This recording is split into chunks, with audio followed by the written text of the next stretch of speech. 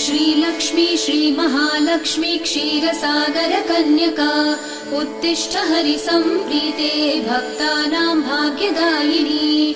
श्रीलक्ष्मी श्रीमहालक्ष्मी क्षीरसागर कन्यका उत्तिष्ठ हरिसम्प्रीते भक्तानां भाग्यदायिनी।